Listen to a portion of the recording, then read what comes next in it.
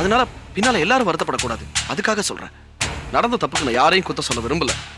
அது தெரியாம நடந்த மிஸ்டேக்காவே இருக்கட்டும். ஆனா எனக்கு உங்க மேல ஒரு நல்ல அபிப்பிராயம் இருக்கு. ஒரு பொண்ணுக்கே தெரியாம அவளை பத்தின கற்பனையை நம்ம மனசுல வளர்த்துக்கிறதே தப்புன்னு நீங்க சொன்னீங்க. அப்படிப்பட்ட நீங்க எதுக்கு சார் தேவையில்லாம ஒரு காம்ப்ளெக்ஸ்ல மாட்டிக்கிட்டு மறுபடியும் தப்பு பண்ண பாக்குறீங்க?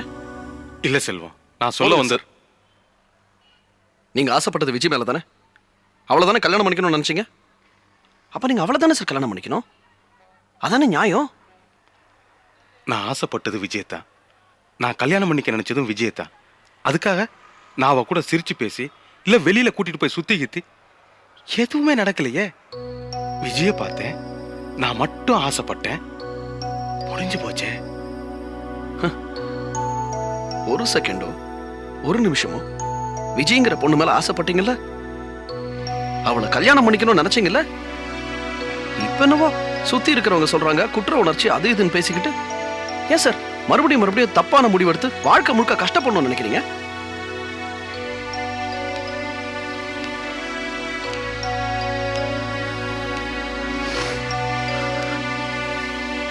இத பாருங்க மிஸ்டர் கோபி, மனசால ஒரு பொண்ணை நினைச்சிட்டு அதுக்கப்புறம் அவளை விட்டு கொடுக்கறதுங்கிறது பெரிய கொடுமை. அது உங்களுக்கு வேண்டாம்.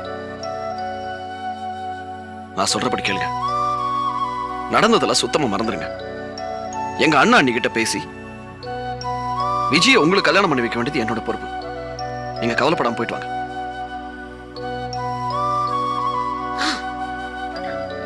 மறுபடியும் சொல்றேன், மனசார ஒரு பொண்ணை நினைச்சிட்டு வேற ஒருத்தியோட வாழ்க்கை நடத்தணுங்கிற கட்டாய சூழ்நிலை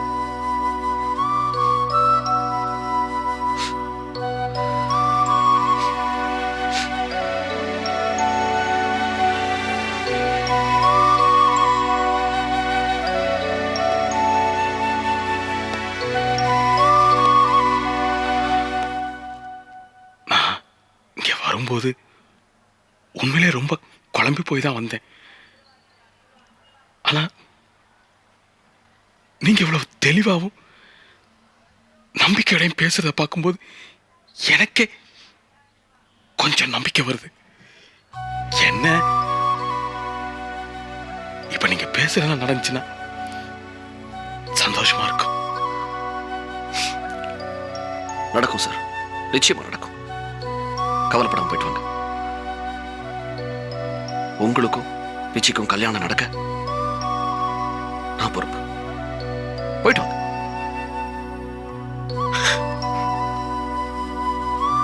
எனக்கு என்ன சொல்றதுன்னு தெரியல. தேங்க்யூ. போயிட்டு வாங்க, நம்பிக்கையோட போயிட்டு வாங்க. வரேன் சார்.